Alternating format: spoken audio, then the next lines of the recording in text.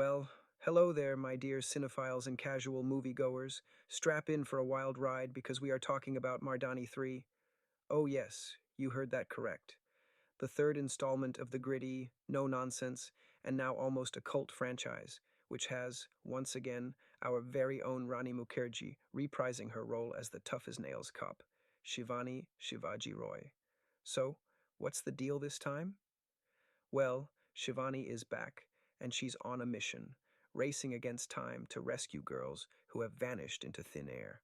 More of the same, you say? Well, yes and no. The premise feels familiar, sure, but it's the wicked charm of the Mardaani franchise that somehow keeps us coming back, like a moth to a flame, or should I say, like a critic to an open bar at a film premiere. Director Abhiraj Minawala has taken the reins this time, and it's his job to keep the car going without running out of gas. And what a job he's done, steering this freight train of a thriller with adept hands, weaving through the potholes of cliches and overused narratives to give us a ride that's as smooth as a scotch on the rocks. Rani Mukerji, needless to say, is a force of nature. She's back with her signature death stare and stone-cold resolve that can make the baddest of the bad guys quiver in their boots. And boy, don't we just love her for it?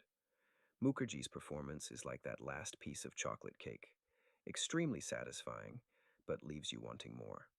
The supporting cast, Janki Bodiwala and Malika Prasad, play their parts well, adding flavor to the mix, like secret ingredients in a well-cooked dish. Kudos to Ayush Gupta for the sharp dialogues. They are the salt to this cinematic feast, enhancing the taste, without overpowering the main course that is the gripping storyline. But let's not forget, the real star of the show is the cinematography by Artur Jarowski. The visuals are not just eye candy, but they're essential to the narrative, helping to build the tension, dread, and urgency that are the pulse of Mardaani 3.